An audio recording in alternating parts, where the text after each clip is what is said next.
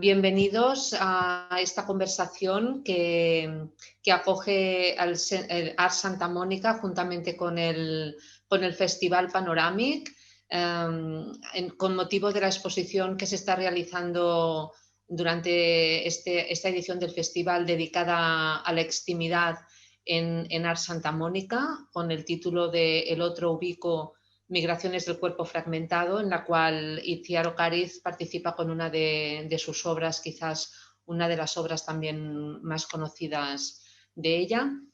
El título que hemos dado a esta charla es Lenguaje y cuerpo como dispositivos para construir la identidad. Y antes de empezar, os doy dos instrucciones, os explico un poco cómo está planteada la sesión. Vamos a hacer una conversación a lo largo de aproximadamente una hora, más o menos, y al final habrá tiempo durante una media hora más para hacer preguntas y entrar también en diálogo con todas las personas que están escuchando esta charla. Las preguntas o los comentarios los podéis trasladar a través del chat y al final de la conversación pues yo iré trasladándoselos a Itziar para que pueda contestarlos. Bien, en principio no sé si haría falta presentarla o no, pero voy a hacerlo. Itziar Ocariz trabaja en el marco de la acción y de la performance, poniendo en cuestión las formas de regular el lenguaje y la producción de signos que nos definen. Y en su obra, Cuerpo y voz, cuerpo y silencio, cuerpo y lenguaje, en definitiva, entran en interacción con el espacio público a través de estrategias como la repetición, la diferencia, las cuales tienen el potencial de subvertir las convenciones profundamente asentadas en nuestro imaginario, pero que a la vez también ha sido construido a través de otras repeticiones y otras estrategias. Sus acciones proponen una serie de desplazamientos que van desde lo personal y lo público. Creo que ahí es uno de los temas que vamos a entrar un poco a fondo en la charla. Y esa dirección de su acción nos ayuda a comprender la construcción del sujeto contemporáneo, que creo que es uno de los grandes debates en la actualidad. Sus acciones, por lo tanto, son actos de afirmación en el contexto de la estética de la resistencia, cuestión que también me gustaría pues, que pudiéramos comentar un poco más largamente con Itziar. Ella nació el 21 de abril de 1965 en Donostia y estudió Bellas Artes en el País Vasco, donde se licenció en 1990 y expone su trabajo regularmente desde 1995. Y para destacar solamente algunos de sus últimos proyectos, porque luego, si queréis, podemos pasar enlaces de su biografía más extensa, pero destacaríamos un proyecto que ahora mismo puede verse, que es Las Estatuas en la Fundación Oteiza de Alzuza. También su intervención en la 13ª Bienal de Shanghái hace unos pocos días. Perforated by en el pabellón español de la 58 Bienal de Venecia junto con Sergio Prego en 2019. I Never Said Umbrella en Tabacalera en San Sebastián en 2018. Una construcción en el K2M en Móstoles en el 2018 también. Y luego ya en el 2017 destacaríamos dos acciones más. La exposición Itziar Ocariz en el Kunsthaus Wesseland de Basilea y el Dream Diary Arts Parcours de Basilea. Pues bien, buenas tardes, Itziar. Gracias por aceptar esta conversación sobre tu trabajo. Hola, ¿qué tal? Bueno, me gustaría a mí empezar justamente por la pieza que seleccionamos para la exposición del otro ubico, que es esta pieza de mear en espacios públicos y privados, una acción que empezaste en el año 2000 y se ha llevado a cabo a lo largo de unos años, hasta el 2006. No sé si has hecho alguna o está todavía abierta. Y bueno, me gustaría que empezáramos, pues que nos contaras un poco el contexto de esta serie de acciones y cómo se relacionan también con otros de tus trabajos en relación con esta producción de signos que comentábamos. Bueno, no sé por dónde empezar. Quizás por la pieza que está expuesta, que es un vídeo de mear en el backyard bajo la lluvia en 167 de Greenpoint Avenue. y que es, uno de los vídeos y de las acciones que en principio desestimé de introducir dentro de las, digamos, del bunch, del conjunto El cuerpo. sí, del cuerpo de vídeos que de alguna forma pues empecé a, digamos, a dar forma en su momento, ¿no? Es una pieza que he recuperado hace unos años, hace un par de años, porque me propusieron en Bulegua una conversación con Chus Martínez y pensamos en recuperar una pieza de estas que no se hubiera visto. Y al verla me di cuenta de cuál era quizás la diferencia con las otras o con las que yo, digamos, a las que les había prestado más atención. Y era justamente por lo cual me interesaba ahora, que era básicamente que es una pieza que muestra un poco cuál es digamos, cómo se produce el registro, ¿no? Entonces es sutil, si quieres, pero básicamente se trata de eso. Entonces es digamos, en este momento la que más me ha interesado y por eso la dejé sin más, es la que estoy En revisando. esa acción lo que se puede ver es es como tú te diriges hacia hacer la acción, o sea, no hay hay un proceso en el cual tú incluso te giras a mirar la cámara, Sí. hay una complicidad que Y hay quizás en otras... y hay una repetición también, hay un momento en el que subo y vuelvo a bajar por el mismo sitio. No, es sutil, ¿no? Pero hay una repetición porque en realidad hay, digamos, hay como una conciencia de lo que está sucediendo, que no es solamente que estoy meando, es también que estoy grabando un vídeo, ¿no? En este sentido, cuando decidimos presentarla, no sé si recuerdas que comentamos también de acompañarla con algunos fotogramas de otras acciones del mismo grupo de MEAR Sí. en espacios públicos y privados. Y al final Ujú. tú te decidiste por no poner otras imágenes de otras acciones, sino poner una lista de todas ellas.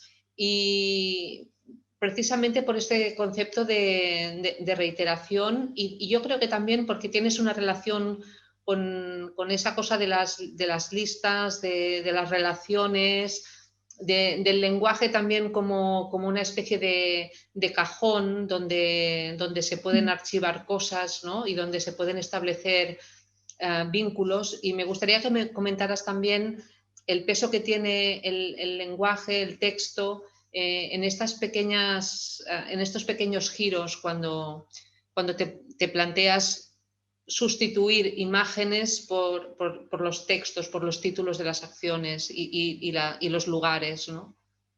Bueno, en realidad muchas veces el título está ligado a la acción de una manera como muy directa, ¿no? O sea, forma parte del trabajo en sí, ¿no? Es parte de él. O sea, quiero decir, por ejemplo, yo que sé, a veces no es necesario ni que veas los vídeos, ¿no? Mear con mi hija en el puente Pulaski, ¿no? Básicamente ya te da mucho, ¿no? O en este caso también, ¿no? Sí, desde luego tengo una relación especial con las listas. Soy listómana totalmente y, efectivamente entiendo el lenguaje como una especie de cajón, ¿no? Y las palabras como elementos materiales de alguna forma, ¿no? Las palabras y también otra serie de cualquier significante, digamos, cualquier elemento que pueda ser utilizado de la misma manera, ¿no? Y me interesa, en este caso realmente la cuestión de que veas un único vídeo, pero entiendas que es una parte de una totalidad mucho mayor, pues es importante, ¿no? Que no es un acto singular, sino es una especie de actividad. Sí, yo a veces he hablado de las acciones de baja intensidad, como sería, por ejemplo, el gesto de mear, que no es una acción eh, en sí revolucionaria o que subvierta nada, pero sí que cuando esas acciones de baja intensidad se repiten y se repiten y se vuelven a repetir, ahí pasa algo, ¿no? También hay una connotación más política y hay un posicionamiento también. Tú a veces has dicho que no te gusta que te definan bajo el concepto de feminismo o que se hable de tu obra como un trabajo de género. No he dicho eso. Sí que lo has dicho. Lo que he dicho, lo Has que dicho que te gusta que quede esa intriga, ¿no? Que en ese espacio de indefinición es donde está el potencial más crítico, ¿no? A ver, yo siempre me he definido como una persona feminista. Lo que no me interesan son los ismos en relación al arte, ¿no? Porque me parecen muy, muy, muy estrechos. Que eso no tiene que ver con la definición de uno mismo como feminismo, como feminista, o el trabajo con todo ese, digamos, con ese espectro de pensamiento, ¿no? Que me ha acompañado toda la vida. Es distinto, pero realmente no tiene que ver una cosa con la otra. Es como si me dices, es que tú eres performer. Bueno, yo hago performance, pero no me definiría como performer. Um, es más importante como tu definición como ciudadana, ¿no? Que como el... Pero bueno, esto es una cosa que me pasa esencialmente con, con cualquier definición. Cualquier definición realmente congela el sentido de algo, ¿no? Y lo reduce, ¿no? De alguna manera lo ata a un espectro de significado, ¿no? Y no le deja respirar de alguna forma, ¿no? Es en ese sentido. Sí, de hecho, esa incomodidad, ¿no? de la definición, ¿no? Que acaba como también dejando los espacios muy cerrados, en el fondo también vuelve a ser otra reacción de resistencia, ¿no? Totalmente, De total. dejar abierto. Sí, sí, sí, sí, sí. O sea, quiero decir, no solo como artista, pero desde luego, o sea, me parece importante como resistir un poco como una definición demasiado precisa. En este sentido, me parece también muy destacable el hecho de emprender estas acciones desde una situación que tampoco está muy definida, que tampoco está muy ubicada, sino que se mueve con una cierta libertad, con una cierta independencia, una cierta autonomía de lo establecido, de las normas, ¿no? Y en ese sentido, me gustaría también preguntarte sobre el hecho de que en tu trabajo hay siempre una, una pregunta sobre el sujeto contemporáneo. Hay una pregunta hacia la definición de nuestra realidad como sujetos en el contexto que nos toca vivir del neocapitalismo, de la era global. Y me gustaría que me comentaras un poco esta relación que tú sientes como persona en relación a la violencia digamos, que nos gobierna. ¿Cuál es la pregunta en realidad? O sea, Sí, que tu relación, ¿cuál es mi relación? Bueno, sí, o sea, es una relación, o sea, supongo que como la de muchísimas ciudadanas y ciudadanos, vamos, o sea, pues, hay muchos casos de perplejidad, ¿no? De intento de comprensión también, ¿no? Y de resistencia, desde luego, ¿no? El arte sí que lo entiendo como una especie de herramienta, ¿no? De herramienta con un capital um, de alguna forma um, que puede modificar, digamos, o puede ayudar a modificar, digamos, la realidad, ¿no? Como decía Virginia Woolf, necesitamos Es importante las palabras que utilizamos para poder hablar, para poder pensar, ¿no?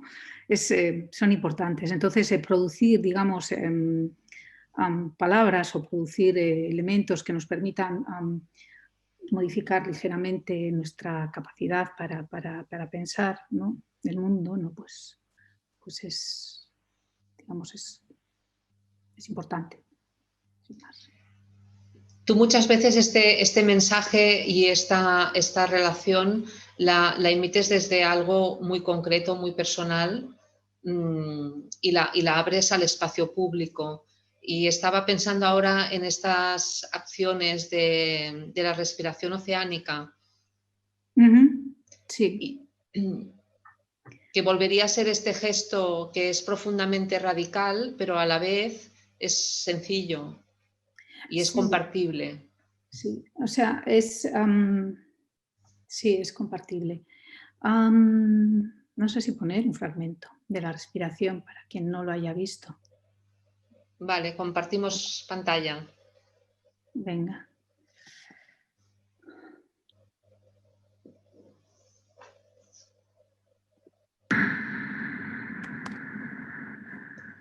No sé si lo he hecho bien. Yo el vídeo no lo veo. Espera, no, tengo que darle a share. ¿Ahora? Ahora.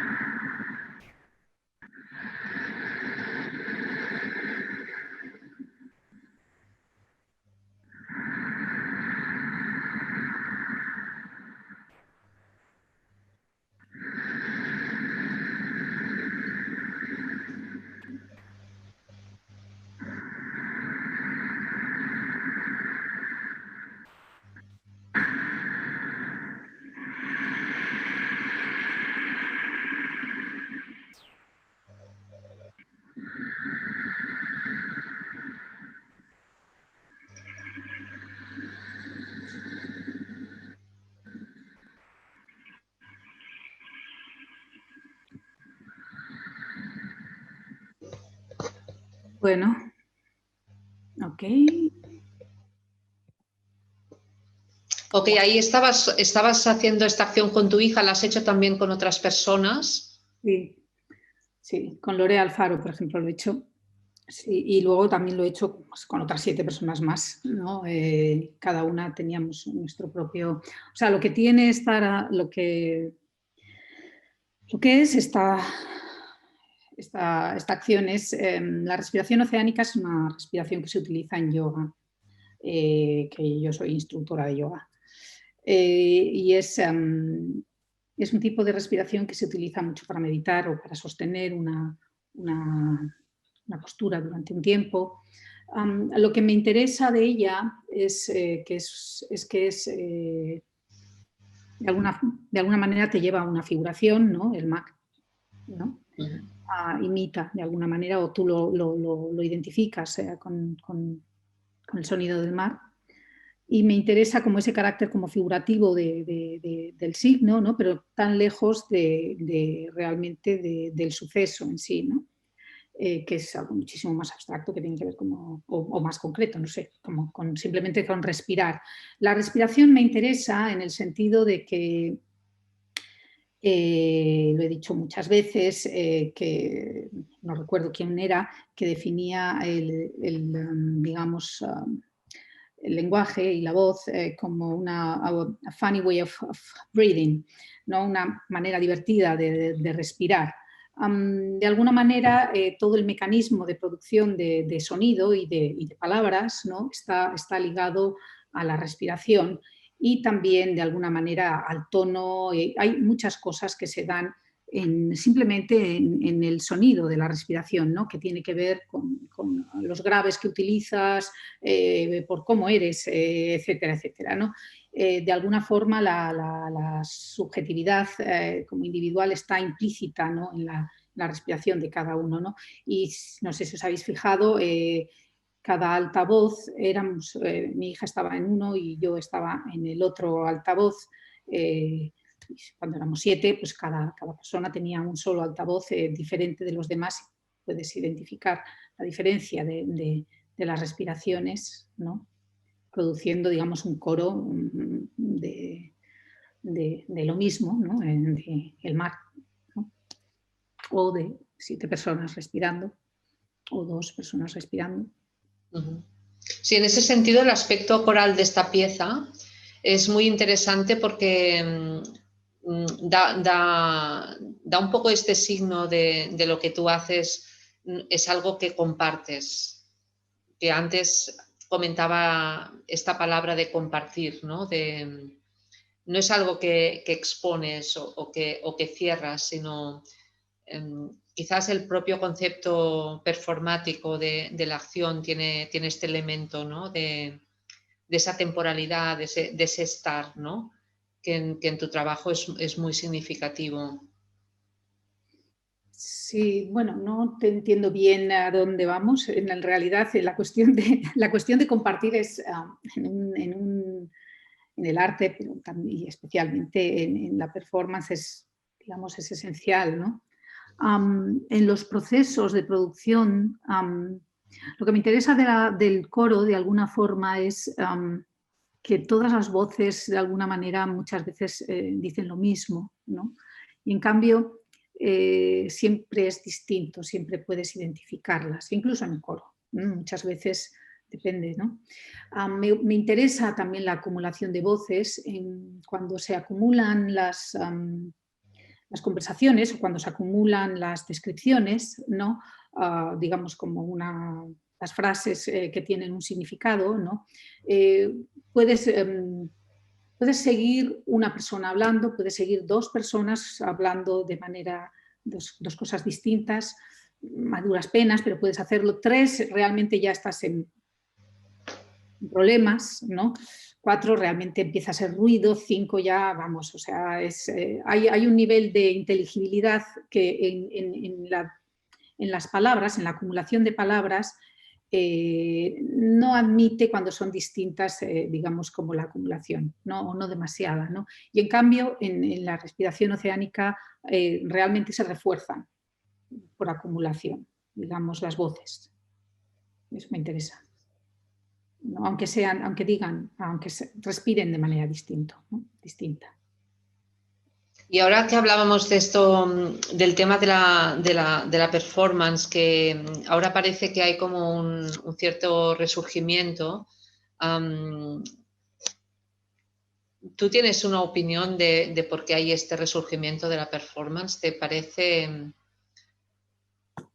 que hay algo que nos lleva, que es un espacio también de resistencia, como otros espacios que han sido definidos así, como por ejemplo el ensayo fílmico, ¿no? que se ha definido largamente y extensamente como un espacio de resistencia? ¿Crees que la performance también es ese espacio de resistencia? No. No. Ahora mismo no. No me parece que la performance sea un espacio de resistencia. Quiero decir, como metodología o como... No sé muy bien desde dónde, porque la performance es muchas cosas. Entiendo que se pueda mirar a la performance de esta manera. Puedas querer, digamos, atravesarla desde este lugar, ¿no? Puedas querer cogerla desde este sitio, ¿no? Pero realmente cuando los mayores museos y las instituciones, digamos, tienen programas de performance no creo que pueda definirse como un espacio de resistencia.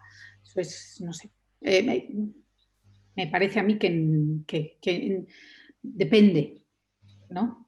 Otra cosa es, yo qué sé, no sé, que puedas, pero eso es como decir, ¿es la pintura un espacio de resistencia? Madre de Dios. O sea, quiero decir que definir una categoría como un espacio de resistencia es querer darle una plusvalía que, bueno, pues no sé. Bueno, es el problema de la institucionalización del arte, ¿no? En la que cuando empezamos a situarlo en diferentes lugares, ¿no? Su realidad, su naturaleza también se ve afectada por ello, ¿no? Bueno, o sea, yo me refiero a sí, sí, a lo que has dicho, y me refiero, digamos, como a la categoría, en principio, ¿no? O sea, quiero decir, la categoría en sí misma es un espacio de resistencia. Ahora mismo no me parece que sea un espacio de resistencia. Eso no quiere decir que no pueda ser utilizada como un espacio de resistencia, como cualquier otra categoría puede Sí, ser sí, utilizada de esta manera. Eso es otra cosa, ¿no? Dentro y fuera de la institución. sí. No, perfectamente, claro, la categoría siempre abarca tanto que puede tener posiciones incluso contradictorias entre ellas, ¿no? Me gustaría también, Itziar, que si te parece, habláramos también de esta exposición, de este proyecto que puede verse ahora en la Fundación Oteiza, de las estatuas. Sí. Y no sé si quieres compartir un poco o quieres primero introducirla y luego compartirla y luego si quieres pues charlamos un poco sobre ella. Prefiero enseñarla primero. Venga, pues enseñémosla primero. Si no tenemos precondiciones. A ver. Screen.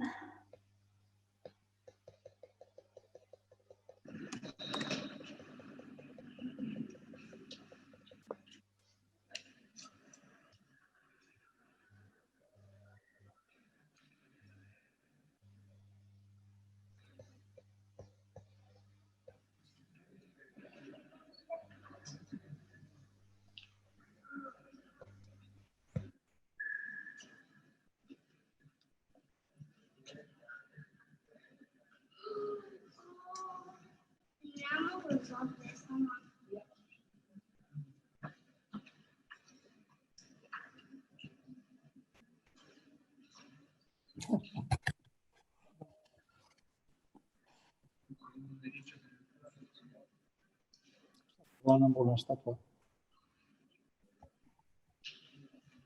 Está explorada.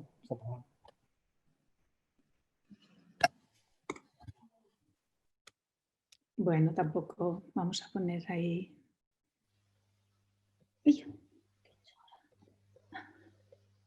Top share.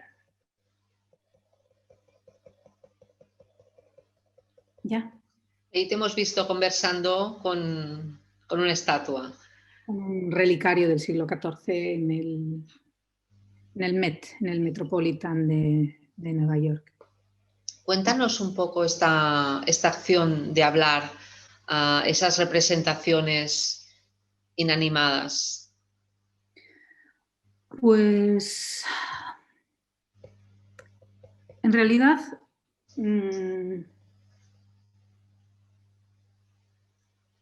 siempre se me olvida cómo empecé a trabajar este tipo de cosas, pero me parecía interesante tener, digamos, una parte de una conversación, igual que cuando hablas por teléfono y le oyes a alguien hablar por teléfono, que solamente escuchas una de las partes, ¿no?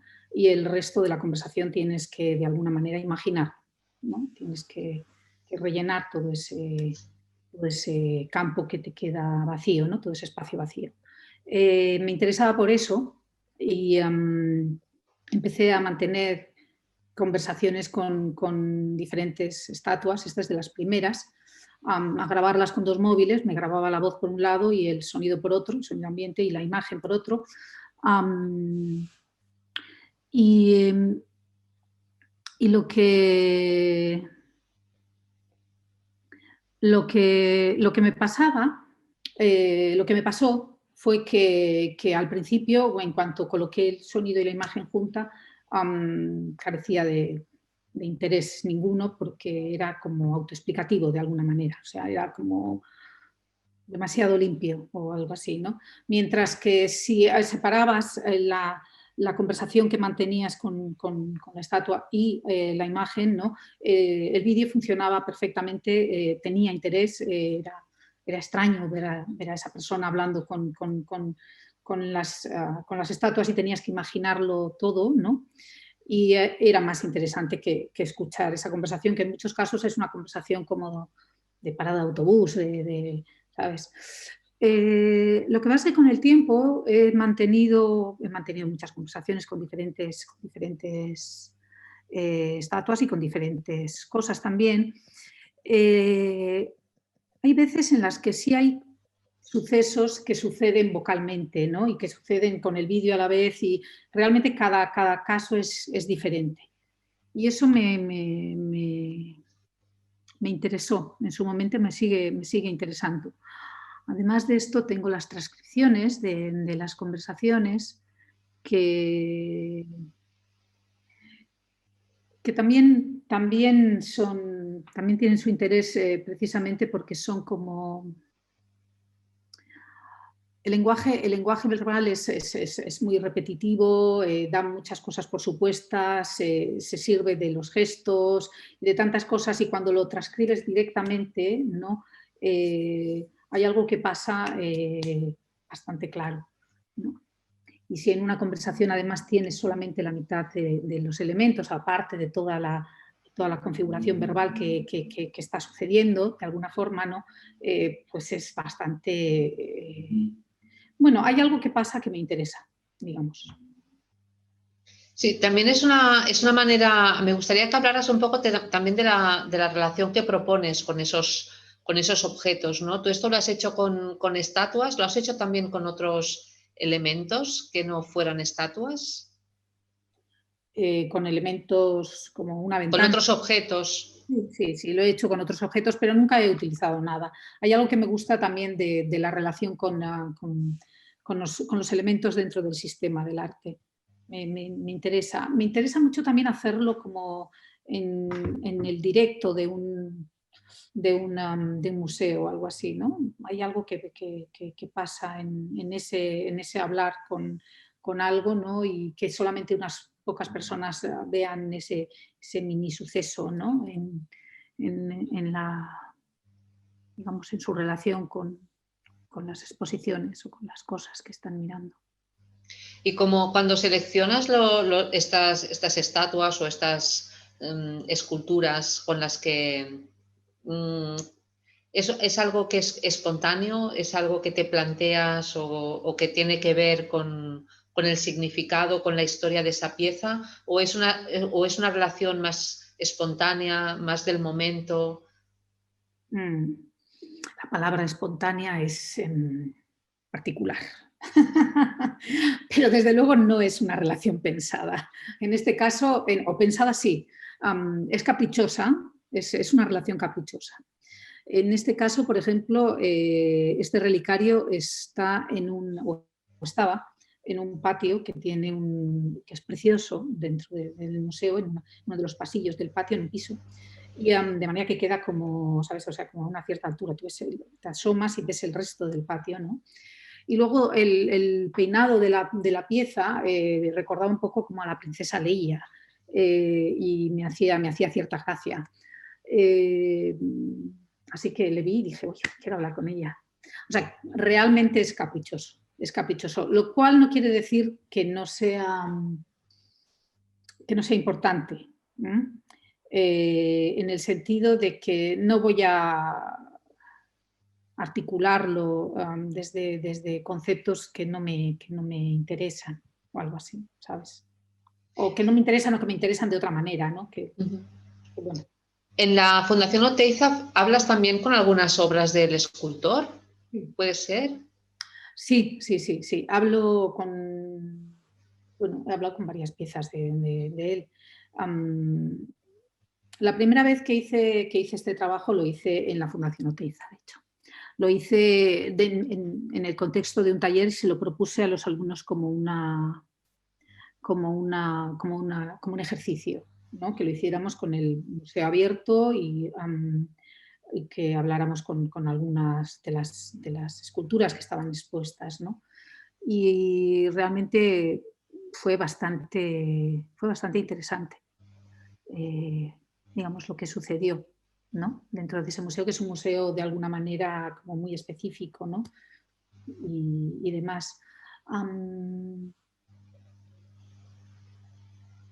Y luego me contabas también que en algunas ocasiones utilizas estos sueños para establecer estas conversaciones. Cuando hablas de los sueños, cuando, digamos, llevas tus sueños a la verbalización, Sí. es otro de tus trabajos. Me gustaría que me explicaras un poco también si tiene relación intentar conectar en estos espacios que aparentemente no están conectados, ¿no? Cuando hablas con las esculturas, hablas con un universo con el cual normalmente no se habla. Sí.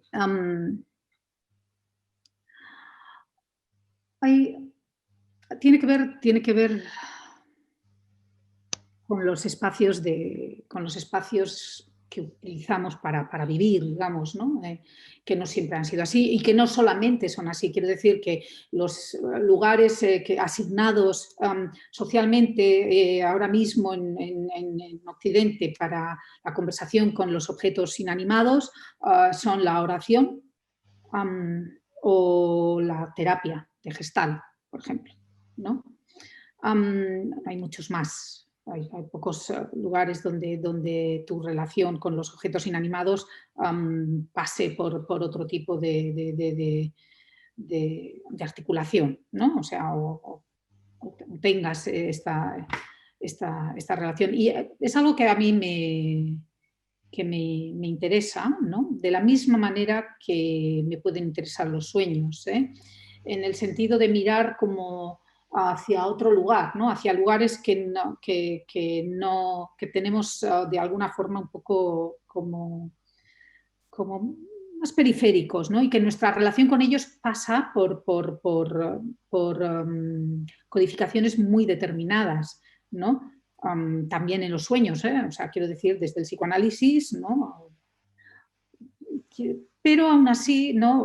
Soñar es una actividad como mear o como comer o como respirar, es una actividad corporal de alguna forma, ¿no? Y es una actividad diaria también, repetitiva. De todas maneras, de alguna forma yo lo que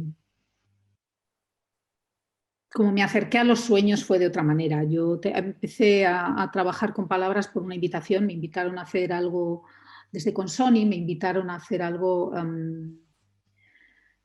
con el libro de Virginia Woolf de Una habitación propia, que es un libro que me encanta, ¿no? Y ellas lo saben. Me encontré con todo ese montón de palabras, ¿no? Que es el libro de Virginia Woolf. Que, por cierto, son 2 charlas. O sea, es un libro que viene de la palabra hablada, ¿no? Seguramente lo primero las escribiría, luego las diría, luego las volvería a reformular, pero hay un paso, digamos, de un registro a otro, ¿no? Y lo que me pasó fue que hice una performance con ello, que es capítulo 2, se titula, que es digamos, es una resta de palabras, es una repetición y una resta de palabras, es el principio del capítulo 2, que empieza el escenario. Si ahora tenéis la amabilidad de seguirme, ahora había cambiado, estábamos y sigue, ¿no? Entonces, lo que hice fue coger este fragmento, digamos, y repetirlo cada vez con una palabra menos, con la primera palabra, eliminaba la primera palabra, de manera que la primera frase cada vez significaba una cosa diferente. Y es una resta en la que te vas quedando cada vez con menos palabras hasta que te quedas con ninguna palabra, ¿no? Lo que me pasó es que me encanta esta performance, me sigue gustando mucho, y me gusta hacerla, ¿no? Es como cantar una canción bonita.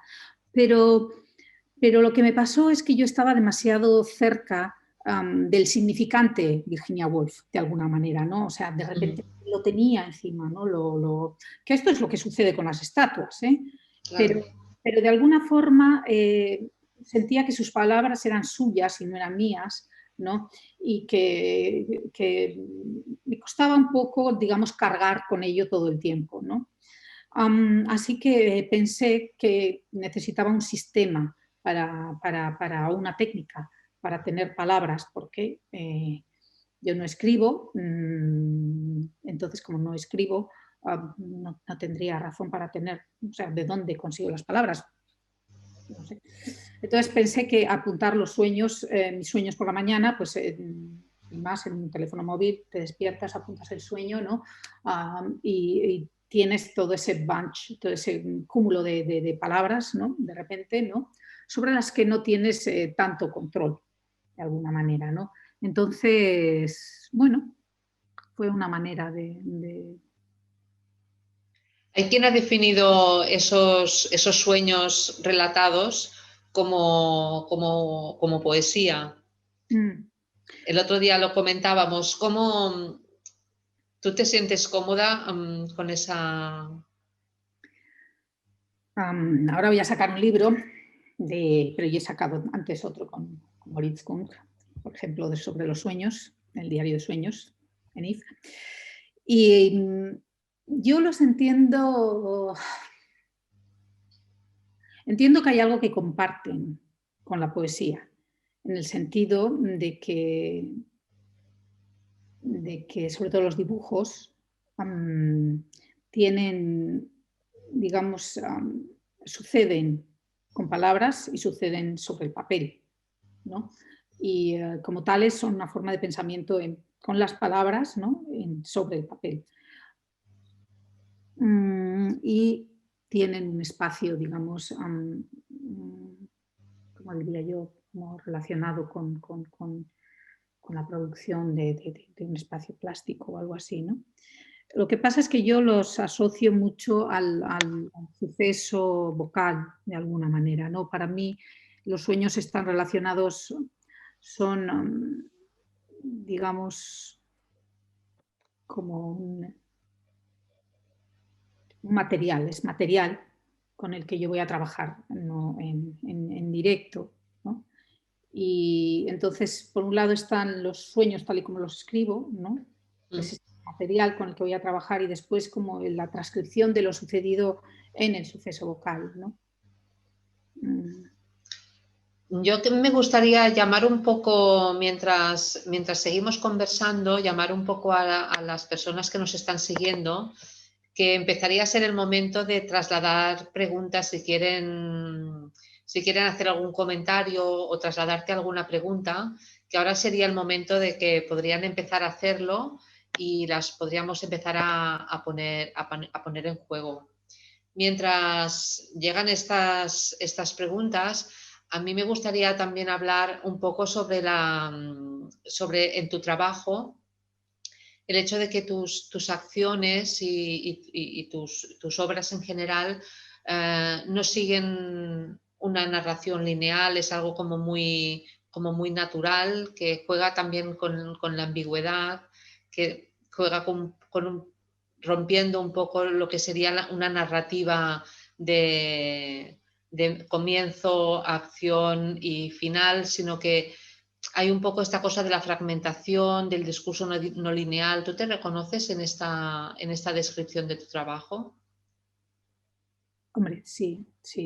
Desde luego en la fragmentación y en el discurso no lineal, por supuesto, sí. No que no me interese lo contrario, que también me interesa muchísimo, pero bueno, yo me sitúo ahí, digamos, estoy más cómoda en ese lugar. Es una cuestión, supongo, técnica para mí. Y podría ser también que fuera también más interesante para abrir, digamos, espacios a las personas que ven, comparten contigo, asisten a tus acciones, las ven en vídeo. Sería una manera también de dejar más espacios para que otros puedan construir sus propias narrativas sobre lo que tú propones. Serían menos dogmáticas, por decirlo de alguna manera, tus acciones en ese sentido. No sé si es mucho decirlo, pero es una, como te diría, es deseable. Es deseable que no sean dogmáticas, es deseable que quien las mire pueda trabajar con ellas, pueda disfrutarlas y despiezarlas o volverlas a, ¿sabes? Es deseable. No sé si si está más, digamos, relacionado con este tipo de trabajo necesariamente. igual no. Eso, asumir eso igual es mucho asumir. Nos ha llegado un comentario de Paula que nos pide si sería posible, no sé si tú lo tendrás a mano, si podrías compartir algunos trabajos visuales, algunos trabajos de ese proyecto que comentabas sobre la obra de Virginia Woolf. Si tuvieras algo para compartir visual, nos piden. Bueno, tengo... Un momento, sí que lo tengo. Pero lo tengo que buscar. Tengo... Mira, espera un segundito.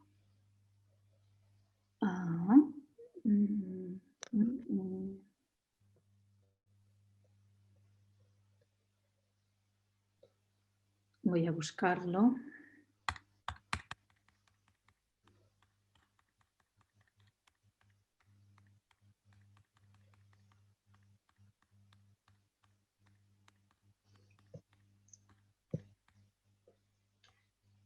Mientras, si queréis aprovechar para trasladar algunas preguntas y así yo las voy organizando. Sí. A ver...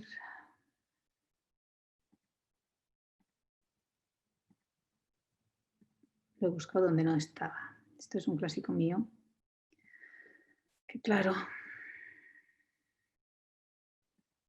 Vamos a ver. Por aquí andará.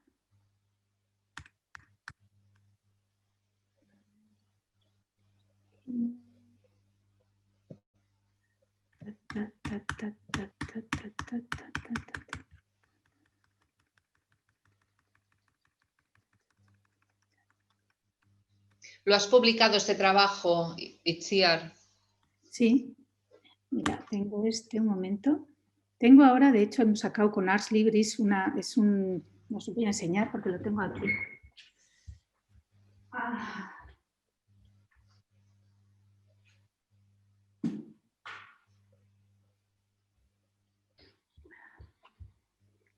Es este libro que es...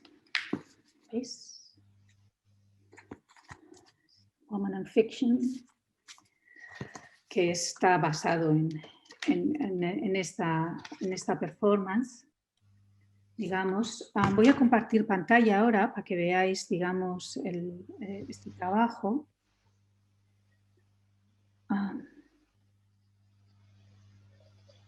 Sí sé hacerlo.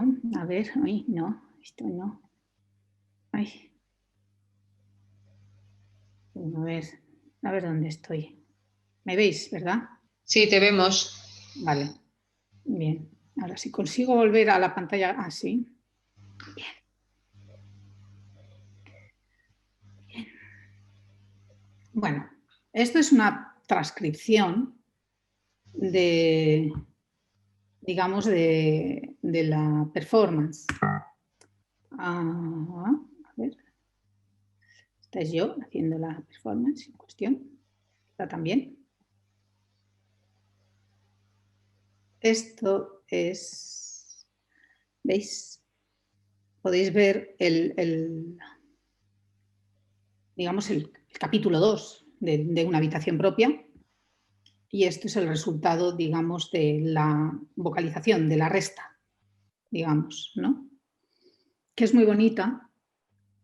Digamos, ese ir quedándote cada vez con menos palabras, ¿no? Y como con muy poquitas palabras realmente puedes como significar un texto, ¿no? Como las mujeres y la novela, pero nada más.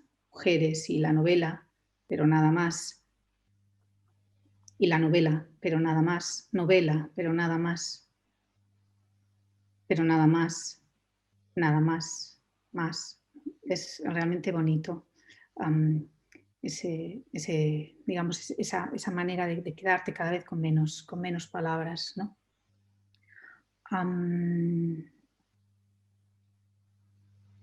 Y esto, no sé cómo volver al normal, cómo dejar de compartir pantalla. Ay. En teoría desde el mismo sitio donde has compartido Sí, ahora. sí, ya, ahí estoy. Y este es el libro que lo hicimos. Que me ¿De qué gusta, año esta es la edición? de este año. Como podéis ver. Lo que me interesa de la publicación es que la publicación lo hice con Moritz Kuhn para Ars Libris, y lo que me interesa realmente es que está pensado realmente desde el libro como materialidad, en el sentido de que la fragmentación se produce sin más porque las páginas van pasando y dan cuenta de una totalidad, ¿no? Solamente hay el texto que acabamos de ver en pantalla en el libro, ¿no? Digamos, fragmentado en diferentes páginas. Y eso tiene también la parte de acción, ¿no? De recitar esa resta de palabras. Sí, además siempre te equivocas. O sea, quiero decir que no hay una acción igual que otra. Bueno, podrías hacerlo súper bien, pero no es fácil. Sí, demasiados factores. No sé si tenemos alguna otra pregunta. Nos llega un comentario felicitándote por el trabajo y agradeciéndote que lo hayas mostrado. Y mientras nos llega alguna otra pregunta, me gustaría saber si estás preparando alguna otra publicación.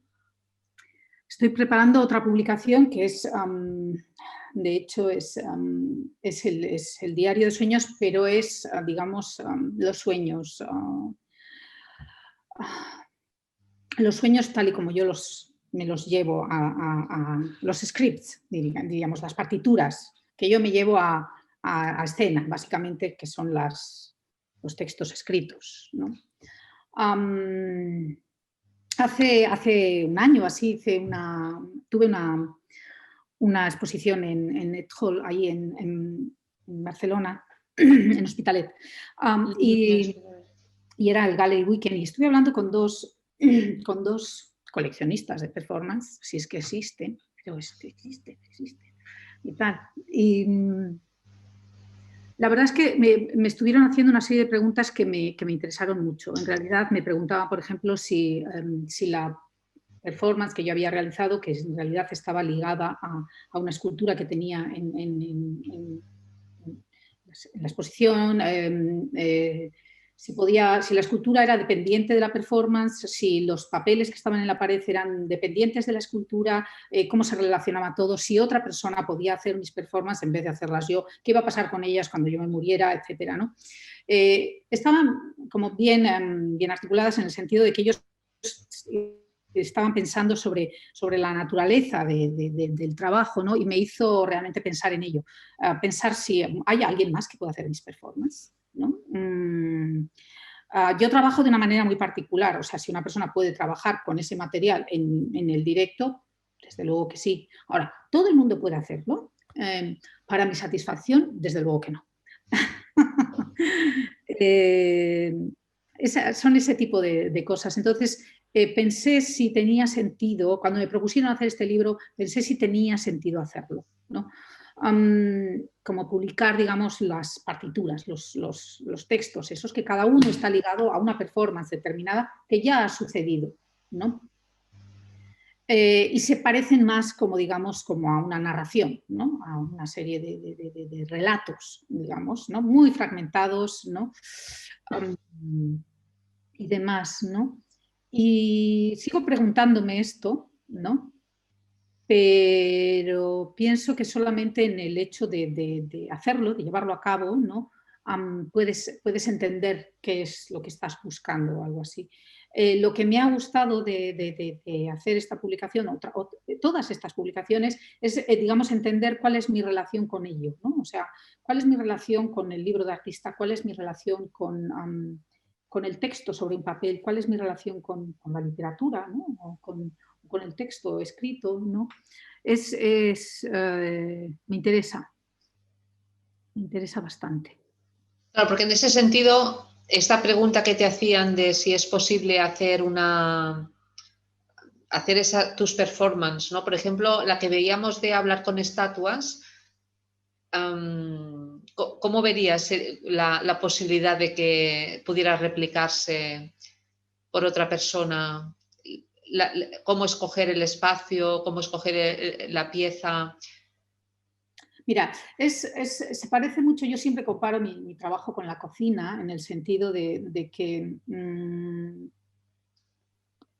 verías cómo alguien hace una receta tuya, ¿no? Imagínate, o sea, que tú te has inventado, mi padre, por ejemplo, se inventó el pastel de hongos, ¿no? Maravilloso, pastel de hongos, lo hacía de una determinada manera. Yo hacía el pastel de hongos también, lo hacía de manera diferente, ¿no? Entonces es un poco mirar cómo alguien podría hacer eso. Es así. Lo que pasa es que lo que tienen mis performances muchas veces para mí lo que me interesa mucho es que en el caso de las performances, también en el caso de las acciones, es que yo trabajo y pienso al mismo tiempo, o sea, estoy produciendo al mismo tiempo que estoy haciendo. Entonces, si lo hace otra persona, no me da la oportunidad de pensarlo yo, ¿no? O sea, tengo como una distancia, ¿no? Y hay gente que tiene esa distancia, ¿no? Y otra gente que no. Estoy pensando, Chomin, por ejemplo, piensa de esa manera, que piensa con esa distancia, ¿no? Dora piensa también es otra posición en relación a lo performativo, ¿no? Yo no soy creo que no soy tan buena ahí, no sé.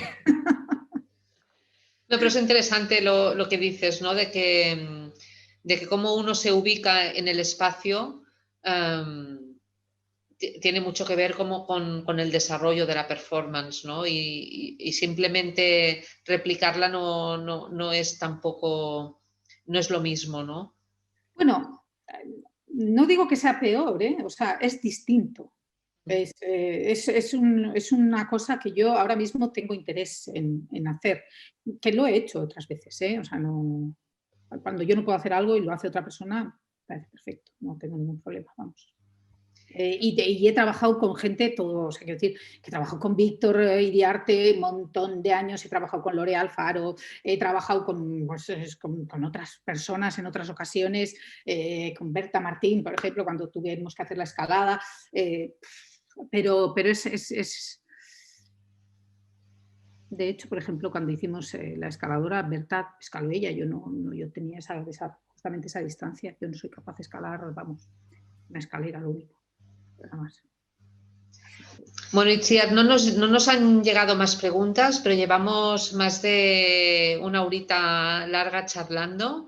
A mí me gustaría agradecerte muchísimo haber participado en la exposición y ahora también en esta conversación. Muchas gracias. Gracias a ti y a vosotras. Y antes de cerrar y decir adiós a todo el mundo, me gustaría también recordaros que el Festival Panoramic continúa todavía con sus actividades. Están las exposiciones de Antoine D'Agata y el Altra Ubik, están en Santa Mónica y pueden verse todavía hasta final de mes la Altra Ubik y todavía incluso más la de Antoine D'Agata. También tenemos pendiente todavía una de las conversaciones. En este caso la hacemos en el marco de Fotocolectania, que participa este año también en la edición de Panoramic. Y tendremos una conversación entre el fotógrafo y también uno de los directores del Festival Panoramic, Joan Fontcuberta, y Kurt Caviezel sobre su proyecto de Users y otros temas que también van a surgir seguramente con toda certeza en la conversación. Será este jueves también a las 7 de la tarde. Pues nada, muchas gracias a todas por seguir esta conversación y nos seguimos viendo en el Panoramic. Gracias, Itziar. Gracias a vosotras. Agur.